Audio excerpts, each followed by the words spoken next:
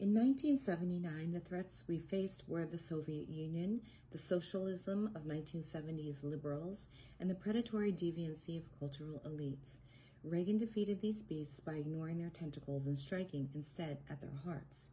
His approach to the Cold War, we win and they lose. His economic agenda, the human dignity of work and its many rewards.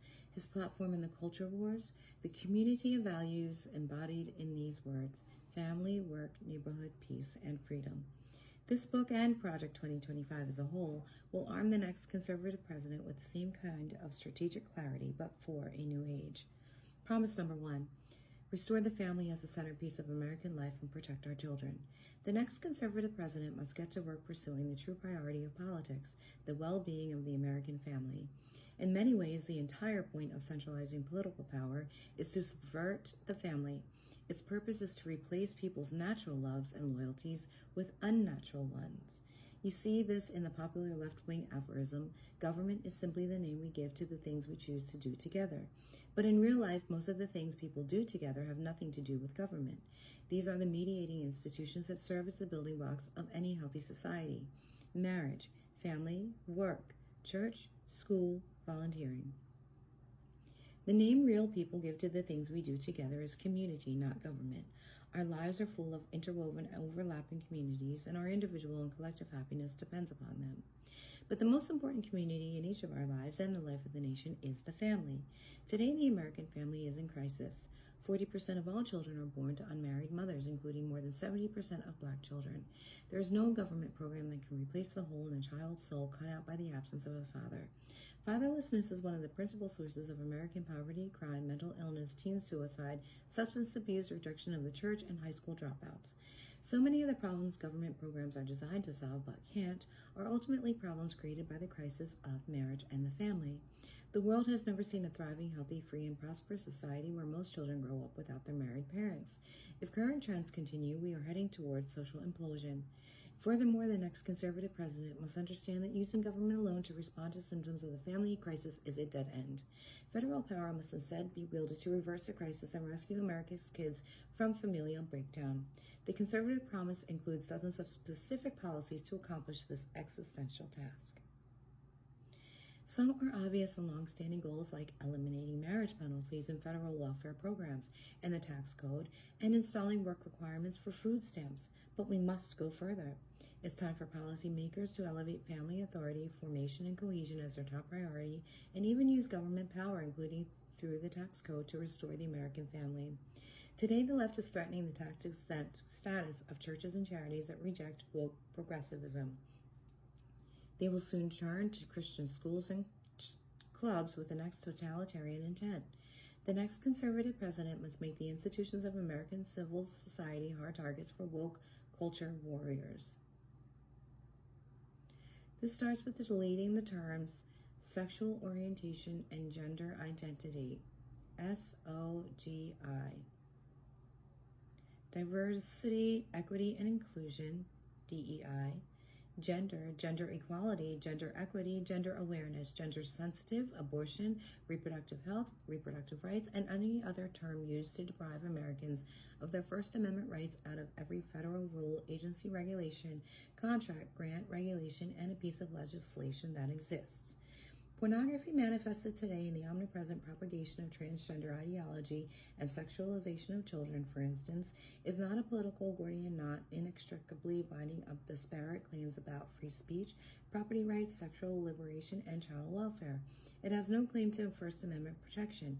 Its purveyors are child predators and misogynistic exploiters of women. Their product is as addictive as any illicit drug and as psychologically destructive as any crime. Pornography should be outlawed. The people who produce and distribute it should be imprisoned.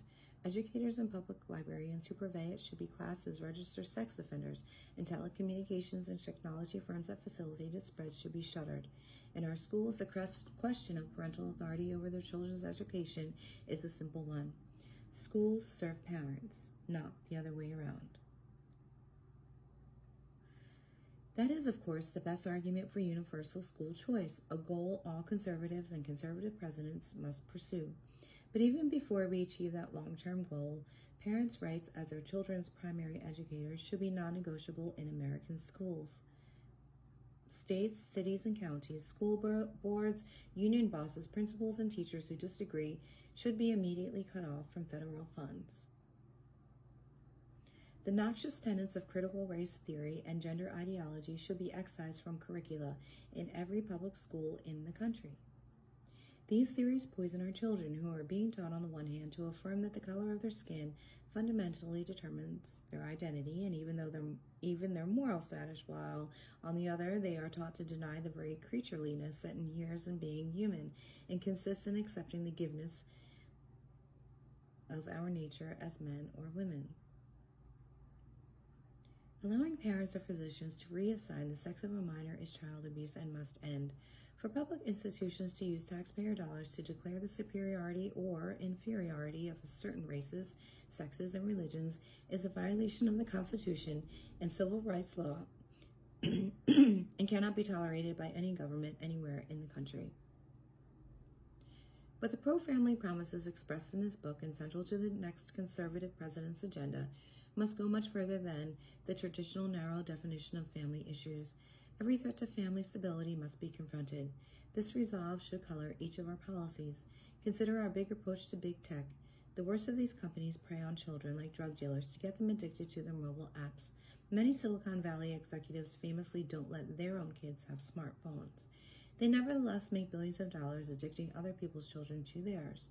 TikTok, Instagram, Facebook, Twitter, and other social media platforms are specifically designed to create the digital dependencies that fuel mental illness and anxiety, to fray children's bonds with their parents and siblings. Federal policy cannot allow this industrial-scale child abuse to continue. Finally, conservatives should gratefully celebrate the greatest pro-family win in a generation, overturning Roe versus Wade, a decision that for 5 decades made a mockery of our Constitution and facilitated the deaths of tens of millions of unborn children. But the Dobbs decision is just the beginning. Conservatives in the states and in Washington, including the next conservative administration, should push as hard as possible to protect the unborn in every jurisdiction in America. In particular, the next conservative president should work with Congress to enact the most robust protections for the unborn that Congress will support while deploying existing federal powers to protect innocent life and vigorously complying with statutory bans on the federal funding of abortion.